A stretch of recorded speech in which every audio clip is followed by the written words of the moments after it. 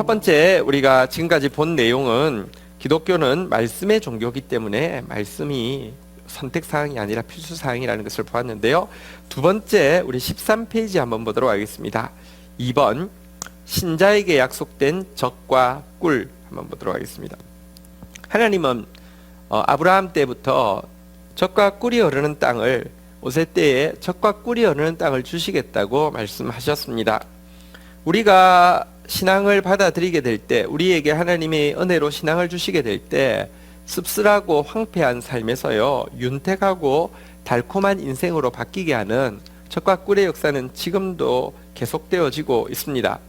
근데 기독교에서 말하는 적과 꿀이 구체적으로 무엇일까요? 성경의 위인들은 전부 다 이 적과 꿀은 다름 아니라 말씀이 적과 꿀이라고 이야기하고 있습니다. 베드로는 이렇게 이야기합니다. 2장 2절 같이 한번 볼까요? 갓난 아기들 같이 순전하고 신령한 젖을 사모하라. 이는 그로 말미암아 너희로 구원에 이르도록 자라게 하려 함이라. 여기 보면 신령한 젖을 사모하라 이렇게 이야기했는데요. 이것이 너희들에게 구원에 이르도록 자라게 한다고 했는데, 이 신령한 젖은 분명히 그 문맥을 보면 말씀을 이야기하고 있는 것을 확실히 알 수 있습니다. 시편 19편 9절부터 10절에 보면요, 꿀에 대해서 이렇게 이야기합니다. 여호와를 경외하는 도는 정결하여 영원까지 이르고 여호와의 법도 진실하여 다 의로우니 금 곧 많은 순금보다 사모할 것이며 꿀과 송이꿀보다 더 달도다라고 이야기하면서 여호와의 도, 여호와의 법, 이것이 바로 꿀, 송이꿀이다라고 이야기하고 있습니다. 여러분, 왜 근데 성경을 젖이라고도 하고 꿀이라고도 할까요? 성경이 우리를 윤택하게도 하고 우리를 달콤하게 한다고 이야기할까요? 도대체 성경에 무슨 맛이 있기 때문에 그렇다고 이야기할까요? 성경의 내 맛은 디모데후서 3장 16절에 잘 보여주고 있습니다. 모든 성경은 하나님의 감동으로 된 것으로 교훈과 책망과 바르게 함과 의로 교육하기에 유익하니. 먼저 성경은 하나님의 감동으로 되었습니다. 이것은 인간의 저작이 아닙니다. 이것을 읽으면 읽을수록, 저는 GT를 수십 년째 쓰고 있는데요, 읽으면 읽을수록 깨닫게 되는 것은 이것은 인간의 뛰어난 저작이 아니라 하나님의 감동, 하나님의 성령에 의해서 쓰여진 것인데요, 네 가지 진짜 세상에 잘 없는 맛이 있습니다. 그것이 무엇이냐고 하면 교훈, 책망, 바르게 함, 의로, 교육, 이 네 가지 맛이 있습니다. 첫 번째, 교훈이란 무엇이냐고 하면요, 무엇이 옳고 무엇이 선택할 만한 것인지, 진짜 하나님 보시기에 선하시고 기뻐하시고 온전한 것이 무엇인지 딱 알려주시는 것을 교훈이라고 합니다. 그런데 말씀에는 진짜 교훈의 기능이 있습니다. 우리가 하나님의 뜻을 사모하고 말씀을 펼치면요, 이게 옳아, 이것이 길이야, 이 길로 가, 이것이 너를 향한 하나님의 뜻이야, 이것을 붙잡아, 하나님 알려주시는 교훈의 기능이 있습니다. 두 번째, 책망입니다. 책망이란 어디서 내가 걷길로 갔는지, 빗나갔는지를 지적해 주는 것을 말합니다. 여러분, 사람은 시간이 지날수록 내가 어디서 빗나갔는지를 알아내기가 쉽지 않습니다. 어린아이 때는 거짓말하는 것도 표시가 잘 나는데 어른은요, 거짓말하면 표시도 잘 안 나고요. 여러분들, 어린아이 때는 내가 부모 잘 못 속이지만 어른이 되면 내가 주위 사람들 쉽게 속일 수도 있습니다. 그래서 스스로도 속습니다. 내가 어디서부터 삼천포로 빠졌는지 못 찾는단 말입니다.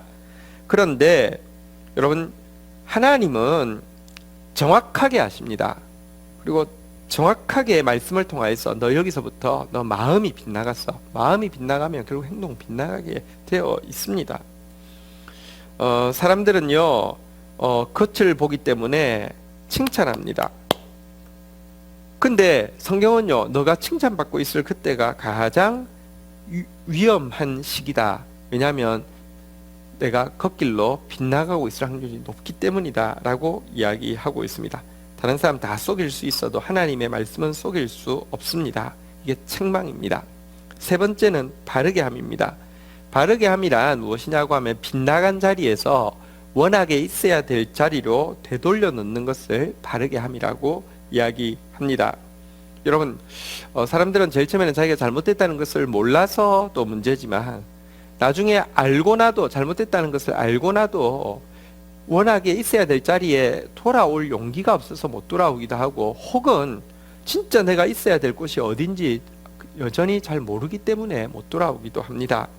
그러나 성경은요, 우리가 사실은 내가 무엇이 문제인지 몰라서도, 내가 무엇이 잘못인지 몰라서도 문제지만 안다 해도 내가 바른 곳에 돌아갈 용기가 없고요, 돌아갈 힘이 없습니다. 그러나 성경은요, 우리를 책망하여서 지적하실 뿐만 아니라 진짜 원래 있어야 될 곳으로 되돌려 놓는 능력까지 성경은 가지고 있습니다. 이것이 바르게 함입니다. 마지막으로 의로 교육이라고 했는데요, 의라는 것은 무엇이냐고 하면 우리를 향한 하나님의 정답, 우리를 향한 하나님의 뜻을 의라고 하는데요, 이 의의 길을 내가 걸어갈 수 있도록, 나를 향한 하나님의 정답의 길을 걸어갈 수 있도록 하나님께서 매일 교육한다. 이 교육은 코칭한다, 멘토링한다, 뭐 이런 단어인데요, 1대1로 가르쳐 주시는 것을 이야기합니다. 이 네 가지 기능, 이 맛은 정말 대단한 것입니다. 우리가 무엇이 옳은지 시간이 지날수록 혼돈스럽고요, 어디서 빗나갔는지 나도 모르고요, 내가 잘못됐다는 거 알아도 돌아올 힘도 없고요, 또 미래에 내가 길을 잃지 않고 간다는 것이 너무 어렵지만 말씀만 있으면 분명히 갈 수 있습니다. 그래서 이 네 가지 맛이 우리의 인격과 행위를 어떻게 바꾸어 줍니까? 디모데후서 3장 17절에 보면요, 이는 하나님의 사람으로 온전하게 하며 모든 선한 일을 행할 능력을 갖추게 하려 함이라. 하나님의 사람으로 온전하다는 것은 인격이 온전해진다는 것이죠. 모든 선한 일을 행할 능력을 갖추게 함이라. 이것은 행위가 온전해진다는 것이죠. 인격과 행위, 우리의 존재가 온전해진다. 여러분, 존재가 온전해질 때 진짜 여러분 행복합니다.